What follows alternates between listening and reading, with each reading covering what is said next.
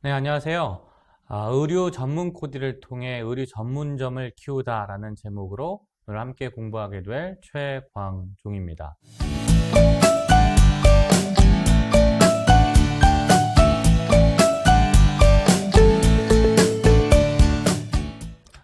오늘 함께 생각해 볼 주제는 크게 5개 영역으로 살펴볼 텐데요. 첫 번째는 VMD와 의류 전문 코디의 상관관계에 대해서 얘기하도록 하겠습니다. 일반적으로 VMD와 의류 코디를 별도로 구분지어서 설명하고 또 이해하는 경우가 많은데요. 이것들이 어떻게 상관관계가 있고 특히 VMD 영역이 어떻게 코디로 설명될 수 있는지 같이 살펴보도록 할 거고요. 또 VMD의 진영과 연출 방식, 그리고 세 번째로는 VP와 PP, IP 및 고객의 구매 여정, 구매 과정에 대해서 살펴보도록 하겠습니다. 네 번째로는 진열의 법칙, 다섯 번째로는 연출의 법칙을 순차적으로 점검하면서 코디가 단순히 우리가 생각했던 의류와 자파를 연결하는 수준을 뛰어넘어 어떻게 하면 전사적인 관점에서 브랜드 관점에서 우리 상품을 쇼잉하고 보여주는지에 대한 생각들을 정리해 보도록 하겠습니다. 자, 첫 번째로 우리가 생각하는 코디입니다. 사실 우리가 코디라고 하면 상의와 하의, 그 다음 아우터를 연결하고 또 자파를 연결하는 정도의 개념들을 우리가 코디라고 생각을 하죠. 실제로 사실 협의적으로는 그 개념이 코디가 맞기도 합니다. 그런데 오늘 제가 제안드리고 또 같이 생각해 볼 영역은 무엇이냐면 단순히 의류와 의류, 즉 상의와 하의, 그 다음 아우터, 그 다음 액세서리, 이렇게 한 사람의 착장을 가지고만 코디에 접근할 것이 아니라 우리가 어차피 매장, 특히 오프라인 매장을 구성해야 하기 때문에 사실 온라인 판매에서의 상세 페이지의 개념도 사실은 같은 맥락이라고 이해할 수 있습니다만 특히 오프라인의 경우에는 더더욱더 한 사람의 착장이 아닌 여러 사람의 착장, 특히 마네킹에 입히겠죠. 또 직원들이 입을 수도 있고요. 그 다음 마네킹에 착장하지 않더라도 예를 들면 행어에 걸려져 있거나 혹은 폴딩되어 있거나 여러 가지 형태로 아마 매장에서 쇼잉이 될 텐데 이 또한도 사실은 코디의 영역으로 이해할 수 있다는 거죠. 사실 이 VMD 영역과 코디의 영역이 아주 밀접하게 연결되어 있는데 사실 그것은 우리가 많이 무시하고 있는 게 일반적입니다. 그래서 지금 보여주는 화면 속의 사진을 보시면 왼쪽의 경우에는 우리가 익히 잘 알고 있는 마네킹이 입고 있는 코디를 보여주고 있고요. 오른쪽의 경우에는 행거에 걸려져 있는 그냥 다량의 셔츠들입니다. 근데 오른쪽의 경우에 이 다량의 셔츠도 코디인가요? 라고 물어봤을 때 사실 협의의 개념, 앞서서 얘기한 것처럼 협의의 개념으로 생각했을 때는 사실 코디라고 보기 어려울 수 있겠죠. 하지만요, 앞서서 말씀드린 것처럼 이 VMD 영역 가운데서의 코디의 관점에서 생각해 본다면 이렇게 행거에 걸려있는 셔츠 여러 장의 모습조차도 코디의 영역으로 확인할 수 있고 실제로 고객들이 이 모습을 보고 코디의 인상을 느낄 수 있다는 것이죠. 그래서 그 관점에서 어떻게 VMD 영역에서의 코디가 작동하고 또 고객들이 그렇게 인식하고 또 우리가 어떻게 작업해야 되는지에 대한 정리들을 오늘 이 시간에 함께 하도록 하겠습니다. 특히 이런 생각 하실 거예요. 나 의류 전문 코디 배우고 싶어서 이 수업 지금 듣고 있는데, 남자분? 네, 일반적으로 의류 코디 하면 여자분들이 많이 학습을 같이 하시잖아요. 근데 저는 오히려 이렇게 말씀드리고 싶어요. 제가 패션 회사에서 근무하고 실제로 또 의류 사업을 지금 온전프렌에서 운영하고 있는 관점에서 저처럼 가장 보수적이고 가장 또 여성이 아닌 남성으로서 특히 저희는 대부분 다 여성복을 저희 하고 있는데요. 지금도 여성복을 하고 있고요. 여성복을 특히 내 성이 아닌 저도 남성이지만 여성의 옷을 다룸에 있어서 코디는 사실 가장 어려운 부분이거든요. 그럼에도 불구하고 의류 브랜드를 운영하고 또 이랜드 그룹에서 패션 컨설팅을 할 수 있었던 이유는 바로 이 코디의 영역에 대한 법칙을 알고 있기 때문에 그렇습니다. 사실 좀 더 디테일하게 들어가면 이 감성의 영역이 분명히 작동합니다만 그럼에도 불구하고 코디 자체의 법칙과 룰들을 안다면 또 그것이 글로벌 수준의 룰들을 안다면 최소한의 수준의 이상의 코디를 매장에서 혹은 마네킹에서 혹은 직원들의 착장에서 구현할 수 있다는 것이죠. 그런 관점에서 이 코디를 이해하시면 좋을 것 같아요. 자, 일단 코디로 들어가기 전에 VMD의 개념부터 한번 더 정리해 보도록 할 텐데요. VMD는 사실은 비주얼 머천다이징 디스플레이의 약자를 추려가지고 우리가 VMD라고 하죠. 즉 비주얼 관점에서, 즉 보이는 관점에서, 그 다음에 멀천다이징, 팔리는 관점에서, 디스플레이, 구현하는 매장 관점에서 정리해 놓은 게 VMD죠. 사실 코디도 마찬가지예요. 코디도, 그러니까 협의의 코디를 얘기하는 겁니다. 코디도 비주얼 관점으로 예뻐야 되고요. 이것이 또 잘 팔리는 관점의 코디여야 하고요. 그 다음에 이것이 구현되어 있는 마네킹이나 직원이나 혹은 장들에 어떻게 구현되어 있냐, 디스플레이 관점이 다 중요하다는 거예요. 그래서 사실은 코드는 앞서 말씀드린 것처럼 그냥 단순하게 상의와 하의, 그리고 아우터, 액세서리 연결, 이것만이 코디라고 보는 것은 되게 협소한 개념의 코디이고요. 여기 VMD와 같이 보여지는 것뿐만 아니라 잘 팔리는 관점의 코디, 그 다음 매장 안에서의 구현 관점에서 코디가 다 연결되어 있는 개념이 가장 잘하는 코디다. 의류 전문점은 소위 글로벌 브랜드의 수준은 그런 정도의 수준이다. 이렇게 이해하시는 게 맞다는 거죠. 그래서 하나하나 설명드리면, 비주얼은 VMD 관점에서, 공간의 관점에서는 끌리는 매장 이렇게 표현되어 있는데요. 이 공간을 들어오자마자 나는 여기는 폴로라는 브랜드네? 느껴지시죠? 브랜드 로고를 다 떼더라도 여기는 폴로네? 또 어떤 데 들어가면 여긴 자라라는 로고가 보이지 않지만 여기 자라네? 또 어떤 매장 들어가면 여기는 어디네? 이렇게 브랜드 로고를 보지 않고도 매장이 들어갔을 때 여기가 어디 브랜드인지 느껴진다면 이 비주얼이, 이 공간의 구성이 충분히 잘 되었다, 충분히 컨셉츄얼라이징 되었다라고 해석이 됩니다. 만약 어떤 매장이 들어갔는데 어떤 하나의 메시지, 여기는 되게 모던하다, 여기는 되게 러블리한데, 여기는 되게 시크한데, 여기는 되게 캐주얼하네, 여기는 되게 운동복들이 많네? 라는 하나의 메시지를 주지 못한다면 그 매장은 사실은 공간 구성뿐만 아니라 코드도 다 뒤죽박죽 돼 있을 확률이 높겠습니다. 물론 이런 주장이 있을 수 있어요. 우리 매장의 주요 코디는, 그리고 우리가 팔고 있는 주요 상품은 믹스 매치가 우리 메인 컨셉이야. 이렇게 주장하시는 분들도 있을 텐데요. 그럼에도 불구하고 이 믹스 매치라는 컨셉 자체가 매장에 들어갔을 때 이미 느껴져야 하고 코디에도 다 느껴져야 하는 거죠. 그래서 이게 비주얼이라는 관점은 이런 겁니다. 내가 시각적으로 특히 공간에 들어갔을 때 하나의 일관된 메시지가 보여지냐, 느껴지냐, 고객들이, 이게 비주얼 관점이고요. 머천다이징 관점은 뭐예요? 예쁘기만 하면 안 된다, 잘 팔려야 된다의 관점입니다. 특히 우리가 오프라인 매장을 운영하고 있다는 건 결국은 비즈니스이고 판매 활동이기 때문에 판매가 되지 않는 머천다이징은 의미가 없게 되겠죠. 그렇기 때문에 어떻게 구성했을 때 사람들의 시선이 많이 꽂히고 시선이 멈춰 있고 손에 터치감이 올라가고 또 착장이 일어나고, 이렇게 머천다이징 관점의 의미적인 코디를 할 수 있냐, 이렇게 이해할 수 있고요. 디스플레이 관점에서는 이런 거예요. 매장의 판매 형태에 따라, 그 다음에 운영 형태에 따라, 그 다음 판매 단가에 따라서 이 디스플레이 방식이 달라진다는 겁니다. 우리가 잘 알고 있는 유니클로를 가시면 폴딩이 어마어마하게 많이 돼 있고, 그다음 매장 내에 많은 상품이 적재되어 있죠. 그런데요, 상대적으로 우리가 고가의 브랜드에 가게 되면요, 폴딩이 줄어들고요, 대부분 다 행잉 걸려 있고요, 옷걸이에. 그리고 다른 재고들, 똑같은 상품의 다른 사이즈 재고는 어디 있어요? 매장에 없고 후방 창고, 안 보이는 곳에 있습니다. 이렇게 이 브랜드의 정체성, 판매 방식, 재고 운영 방식, 이 여러 가지 방식들에 의해서요, 디스플레이가 결정되는 겁니다.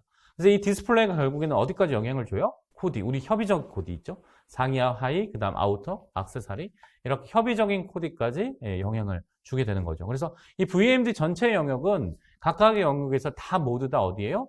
개별적인 협의의 코디에 아주 영향을 주는 아주 중요한 개념이다, 이렇게 이해하시면 되겠어요. 자, VMD 관점에서 진열과 연출을 조금 구분해 볼 건데요. 방금 제가 설명드린 것처럼 유니클로의 경우에 진열을 많이 하죠. 어떤 것들이 다른지 한번 하나하나 살펴볼 텐데요. 고객이 상품을 고르기 쉬운 진열이라고 한 단어로 제가 한 문구로 표현을 했어요. 그래서 일반적으로 우리가 유니클로라는 브랜드에 가게 되면 어떻게 되어 있어요? 똑같은 상품이 사이즈별로 쭉 폴딩되어서 적재되어 있고, 스몰, 미디움, 라지, 엑스 라지 한 장씩만 어디에요? 행잉되어서 앞쪽에 내어서 걸어져 있죠. 이것은 어떤 거에 집중한 겁니까? 연출보다는 진열에 집중한 겁니다.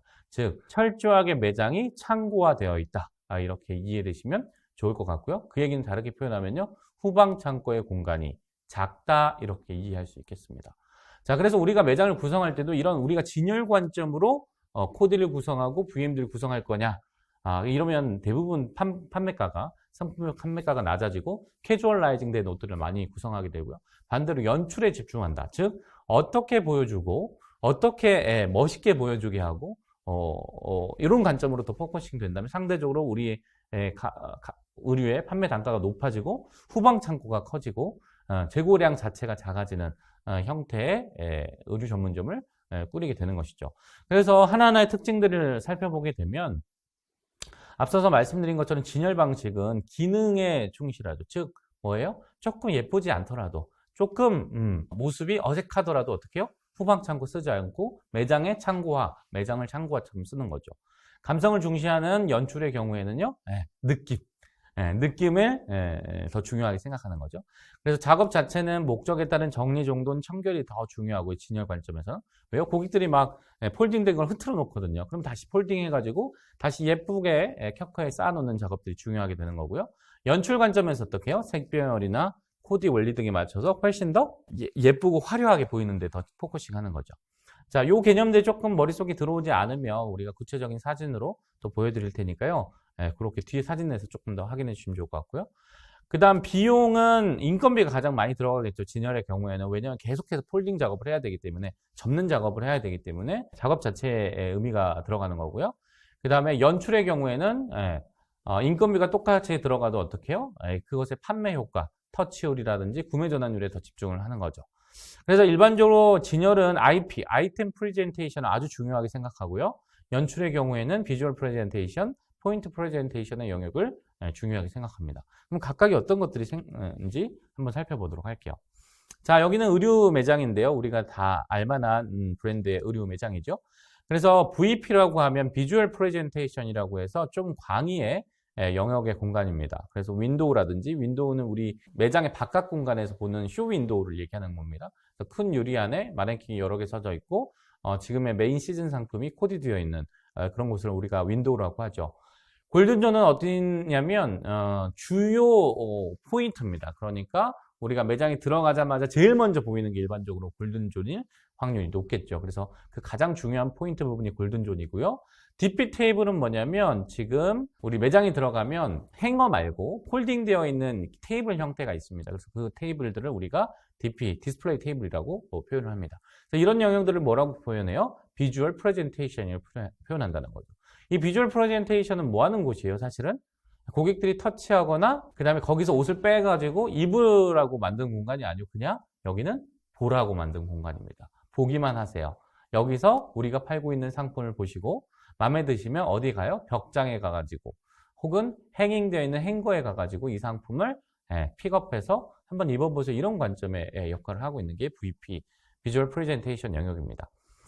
PP는 포인트 프레젠테이션이에요. 여기는 뭐냐면 아이템 단위로 정리하는 것이 시선이 더 많이 가는 영역들입니다. 즉 여기는 사실은 연출해도 되지만 너무 높아가지고 할 수 없는 것들이 있거든요. 방금 지금 사진 속에서 보이는 PP 영역들이 손이 닿지 않는 높은 곳에 마네킹 반 토르소가 있거나 아니면 손이 닿지 않는 곳에 색깔별로 청바지를 쭉 걸어 놓거나 이런 것들이 다 어디예요? PP의 영역입니다. 그래서 실제로 내 손이 닿거나 고객의 손이 잘 닿지는 않지만 고객의 눈이 갈 수 있고 그다음에 주요 상품의 코디를 여러 가지 형태로 마네킹과 같은 토르소의 같은 형태로 연출을 할 수도 있고 아니면 아이템들을 쭉 나열하는 여러 가지 형태들로 또 보여주는 방식도 가능합니다. 그래서 이게 포인트 프레젠테이션 영역이다 이렇게 이해하시면 되겠고요. 자, IP 영역은 아이템 프레젠테이션이라고 해서요. 똑같은 상품을 컬러별로 쭉 진열하든지 아니면 사이즈별로 진열하든지 아니면 스타일별로 쭉 진열하든지 이렇게 쉽게 고객이 내가 찾고자 하는 상품을 찾을 수 있도록 진열하는 것을 이제 우리가 IP라고 합니다.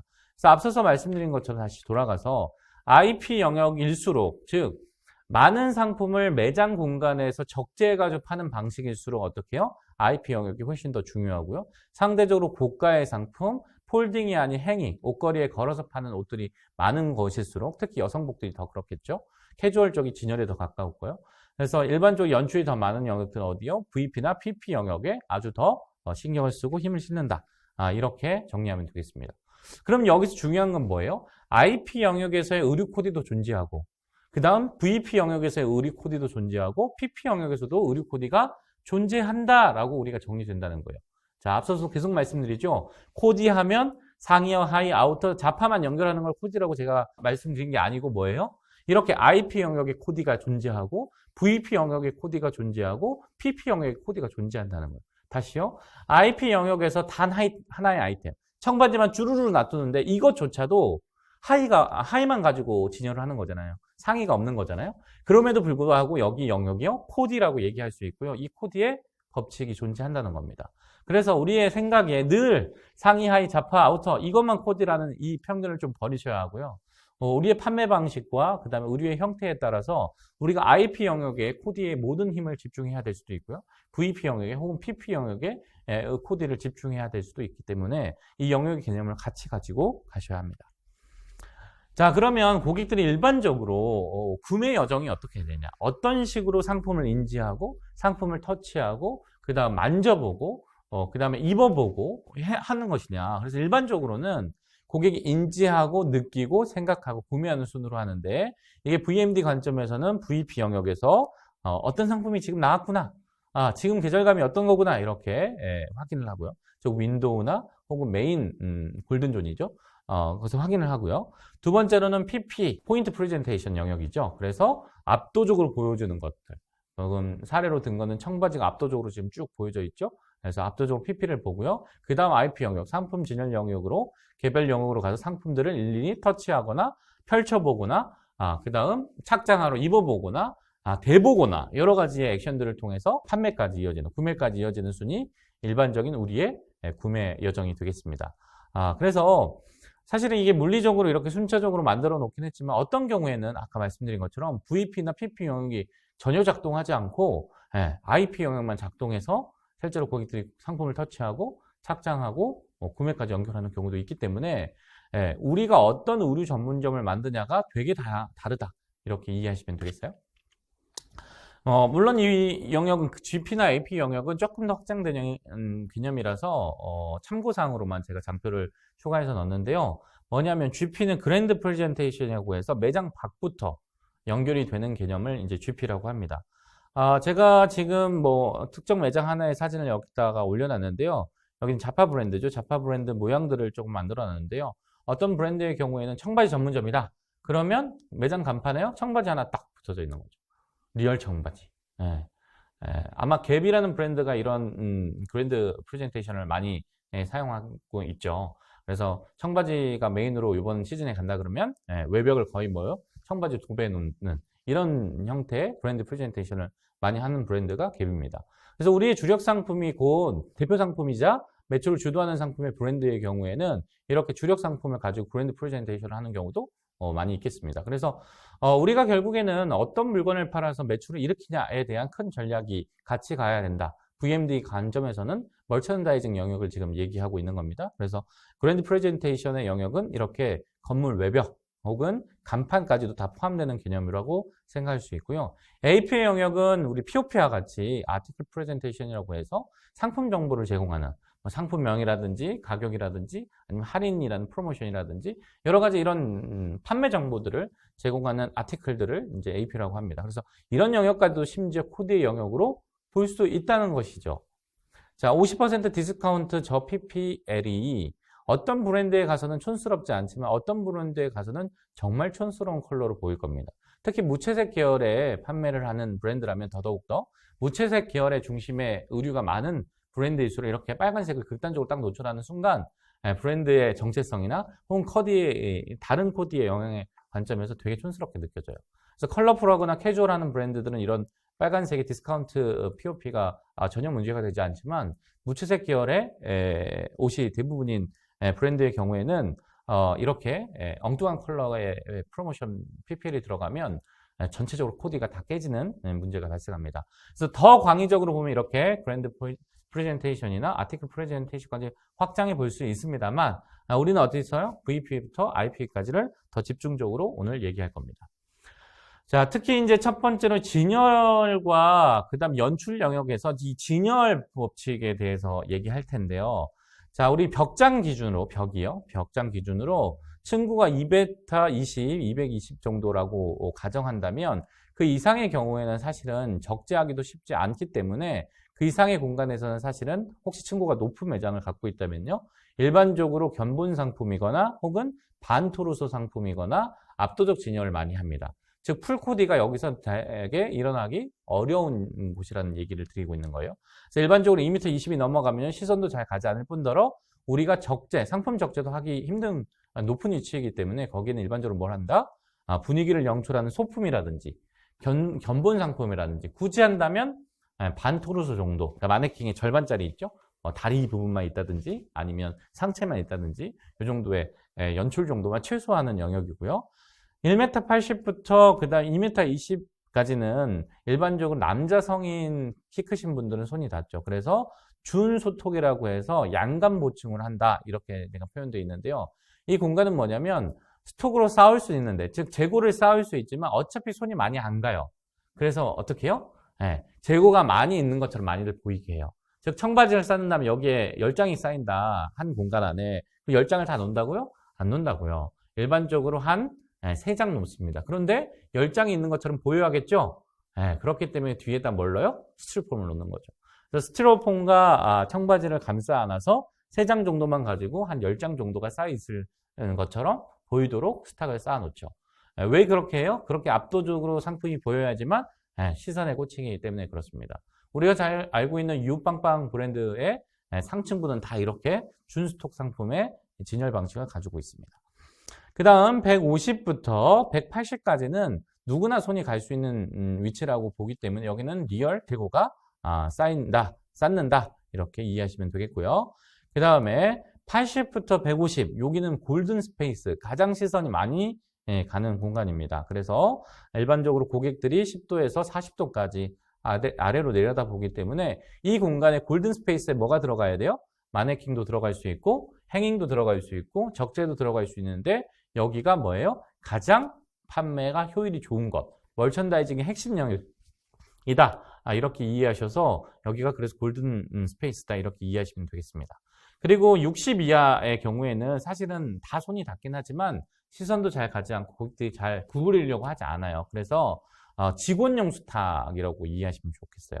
즉 골든 스페이스에서 재고가 빠지면 여기 아래 있는 재고에서 빼서 위로 골든 스페이스 올리는 보충 재고용 예비 스탁 공간이다. 이렇게 이해하시면 좋고요. 일반적으로 브랜드, 특히 프랜차이즈 브랜드에서는 재고액을 많이 가지고 있지 않게 하기 위해서 여기에요. 일반적으로 수납장을 짜서 넣죠. 그래서 만약에 내가 프랜차이즈가 아니라면 내가 모두 다 스탁을 동대문이나 혹은 남대문에서 사와서 우리 매장을 꾸려야 되는 상황이거나 혹은 우리가 직접 의류를 생산하는 상황이라면 스탁을 과도하게 많이 생산하면 리스크하겠죠. 그렇기 때문에 최소한의 수량을 만들기 때문에 이 공간은 일반적으로 어떻게 구성해요? 오픈된 스탁보다는 이렇게 손잡이가 있는 곳으로 만들어서 스탁을 최소한으로 유지하거나 혹은 무자재들, 집기류 이런 것들을 여기다 넣죠. 그래서 우리가 스탁을 이렇게 공간이 눈에 간다고 해서 모두 다 스탁을 쌓는 것은 조금 소상공인 입장에서는 리스크하고요. 특히 여기서 우리가 집중해야 될 건 어디다? 골든 스페이스 공간의 진열에 특히 집중해야 한다. 이렇게 이해하시면 되겠습니다. 다른 공간을 그럼 놀려라, 놀리지 마라? 놀리면 안 된다는 얘기까지 지금 드리고 있는 거예요. 놀리면요, 브랜드처럼 보이지 않아요.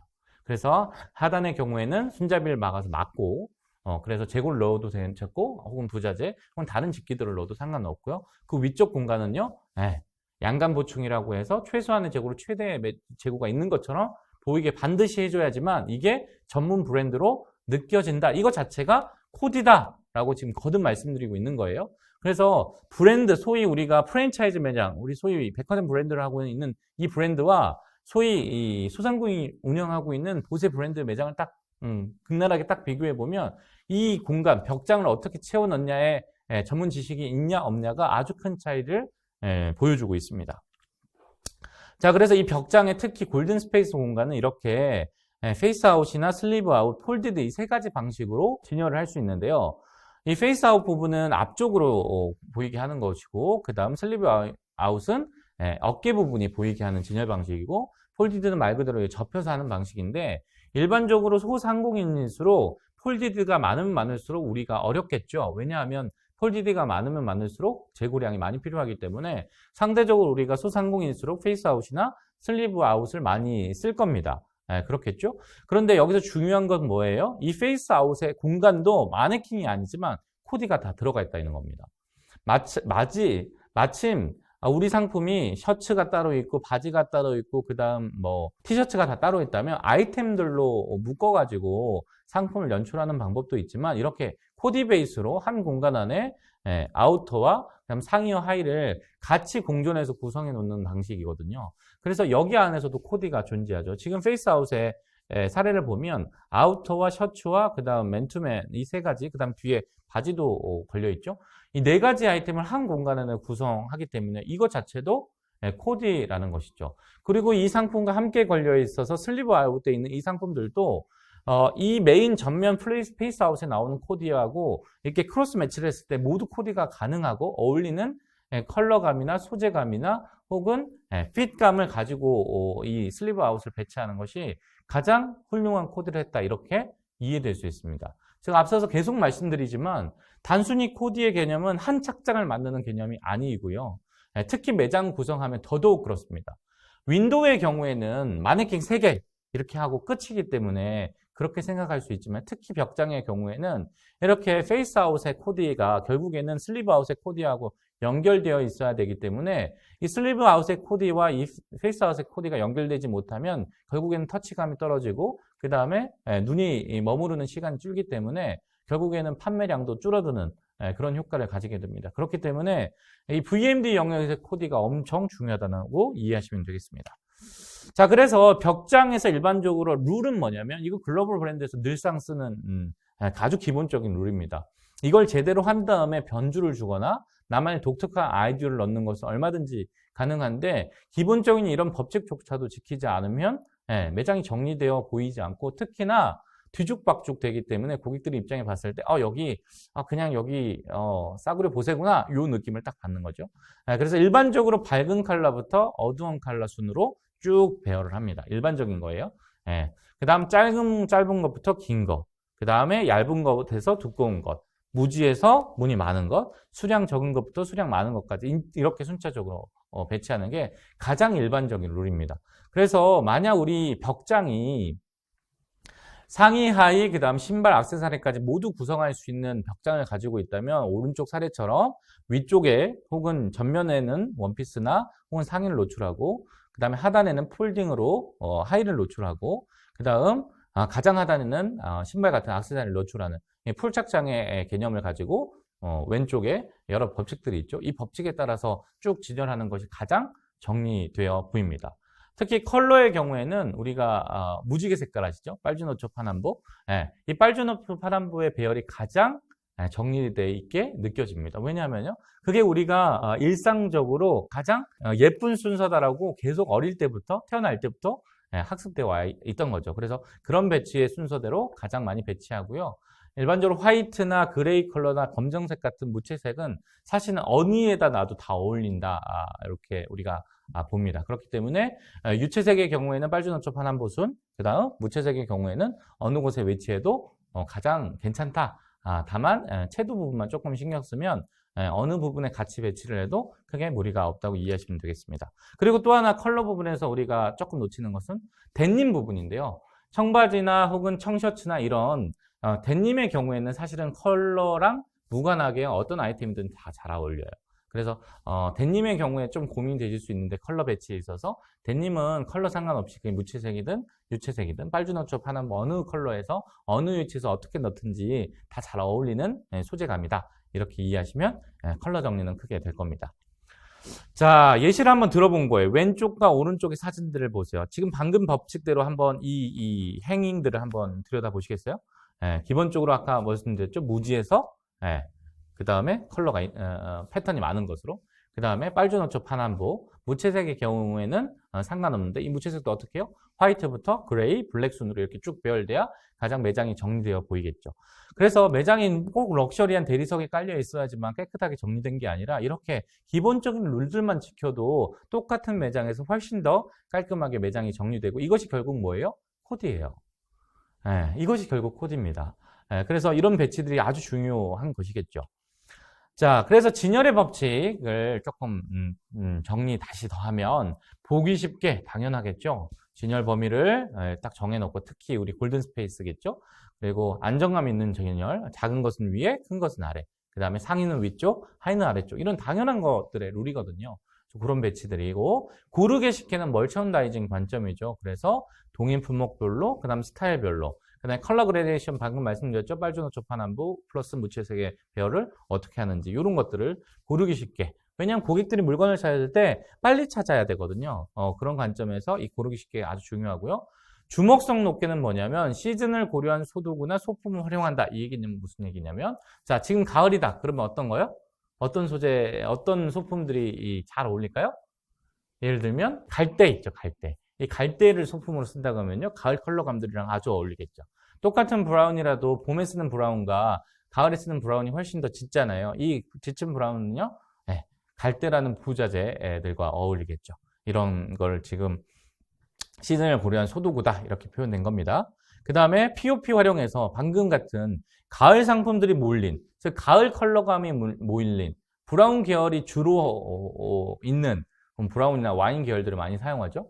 이런 컬러감이 있는 곳에 빨간색 POP로 쨍한 빨간색 POP로 할인 택을 붙여놨다. 이러면 정말 촌스러운 공간으로 혹시 상상이 되세요?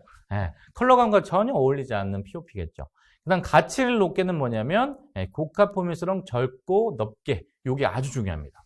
두 번째, 고가 포밀수록 적고 넓게 진열을 한다. 이 얘기는 무슨냐면 자켓을 우리가 파는데 평균 단가가 10만 원 이하다의 상품과 평균 단가가 30만 원 이상이라고 했을 때 평균 단가 자켓이 30만 원 이상이면 이상일수록 어떻게 해요? 공간을 여유롭게.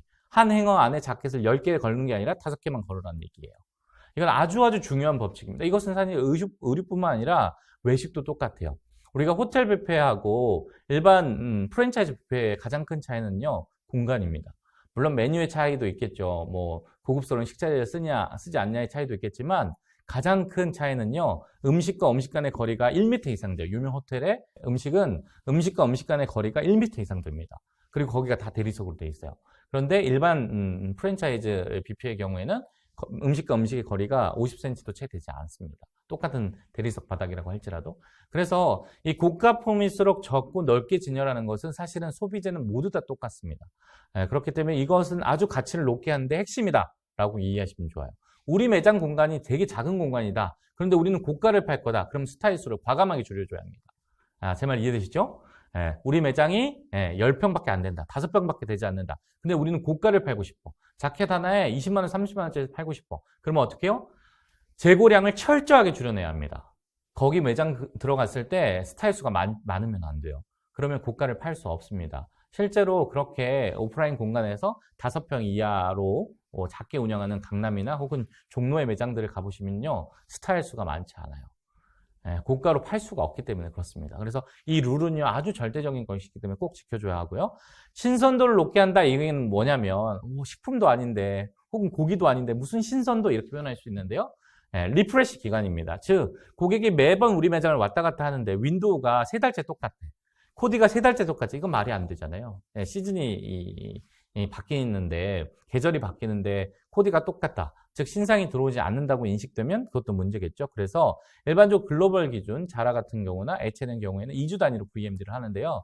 우리가 뭐 오프라인의 소상공인이 2주 단위로 할 것까지는 조금 무리더라도 적어도 3주에 한 번꼴 정도는 VMD의 전체적인 변화가 필요합니다. 즉 코디의 전체적인 변화가 필요한 거죠.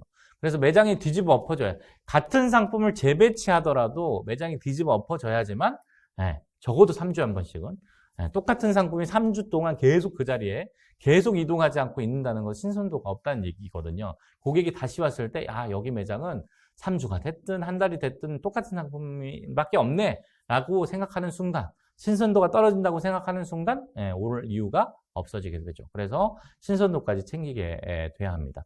자, 이렇게 기본적인 큰 룰들이 있다는 거죠. VMD 영역에서. 그런데 이것은 VMD를 뛰어넘어 코디의 영역하고 일맥상통합니다. 물론 이런 경우도 있어요. 편집숍들.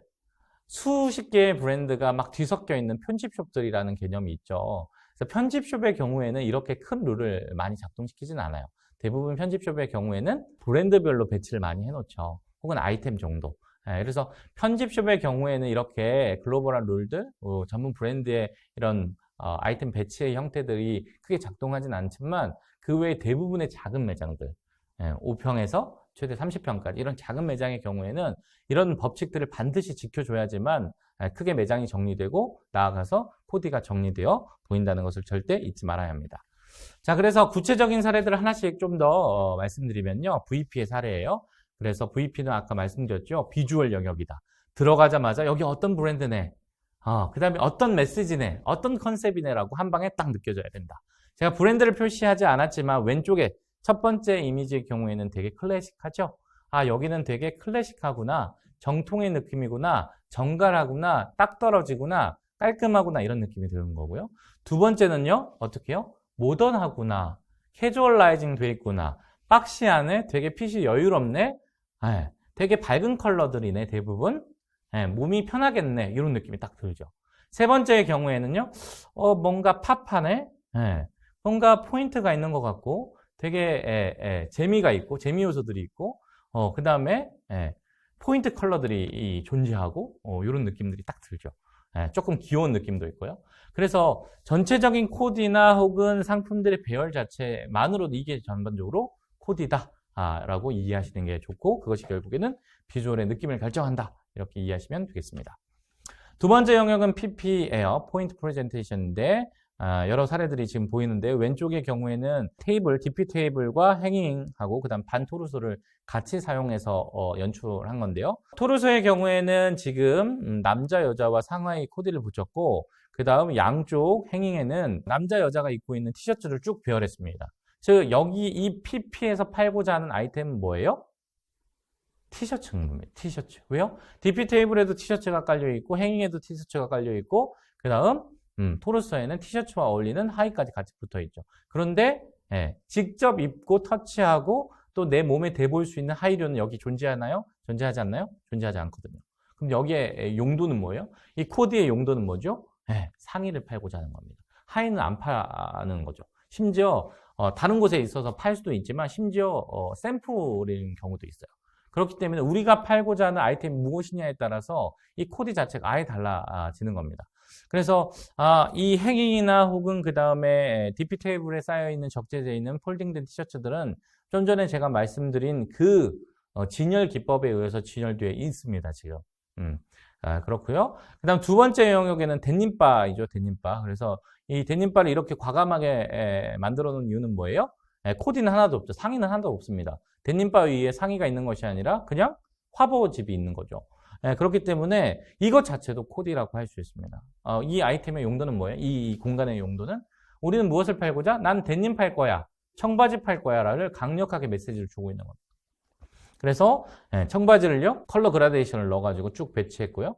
사이즈도 여러 개를 배치했을 겁니다. 그래서 스몰, 미디움, 라지를 하나씩 교차로 아마 배치했을 거예요. 그렇기 때문에 그 공간의 상품을 만져볼 수도 있고, 지금 이 공간의 경우에는 또 무엇을 사야 될지를 정확하게 고객들한테 알려주고 있습니다.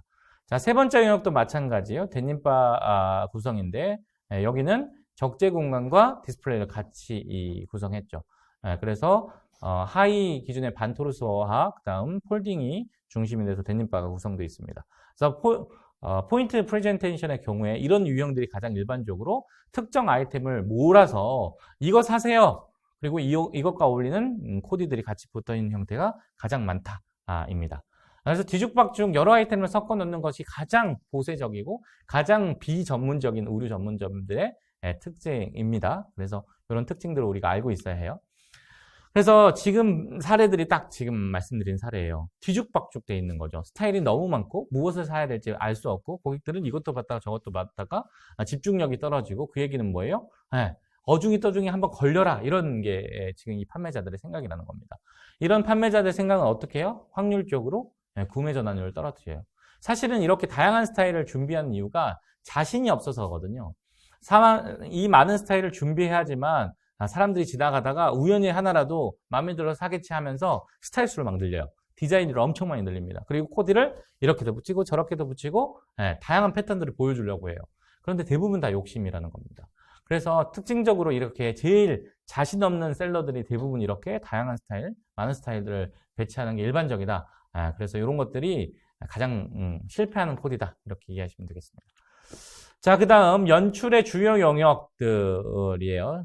진열 말고 이제 연출이죠. 즉 느낌을 주는 것, 감성을 주는 것, 이것들이 이제 연출의 영역인데요. 왼쪽부터 윈도우죠. 그 다음 벽장, 그 다음 마네킹, 그 다음 마네킹 상의만 있는 토르소, 그 다음 POP까지 여러 가지 영역에서 동시에 느낌, 감성, 메시지를 줄 수 있게 되겠죠.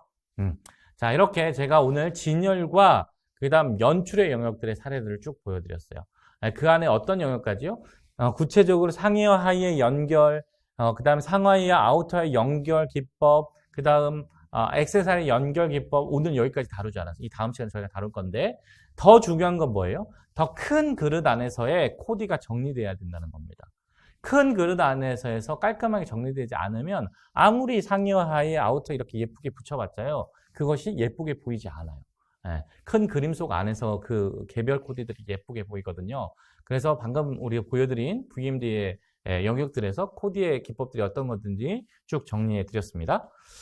자, 질문들이 좀 많은데요. 이런 질문들이 가장 많아요. 매장이 협소해요. 저희는 5평밖에 되지 않아요. 10평도 채 되지 않아요. 매장이 협소해서 별도의 VP, 비주얼 프레젠테이션 구성, 윈도우 구성이 어려운데 어떻게 해야 되나요? 고민됩니다. 이렇게 질문들이 많은데요. 제가 어떤 답변을 많이 하냐면 좁은 공간일수록 마네킹 놓기가 어렵고 그 다음 비주얼 프레젠테이션 하기가 어렵기 때문에 우리 코디를, 우리 이 스타일을 혹은 우리 이미지를 가장 잘 코디한 이미지 컷, 화보 컷을 붙여 놓으면 VP 공간의 역할을 한다. 이렇게 가장 많이 말씀드려요. 즉 공간이 좁기 때문에 VP 공간을 따로 만들 수 없기 때문에 우리의 느낌을 가장 잘 구현한 화보 컷을 벽에 쫙 크게 붙여줘라. 그러면 이게 VP의 역할을 한다. 이런 답변을 드릴 수 있겠고요. 그 다음 VMD 및 코디 교체는 어떤 주기로 해야 하나요? 이런 질문들도 많은데요.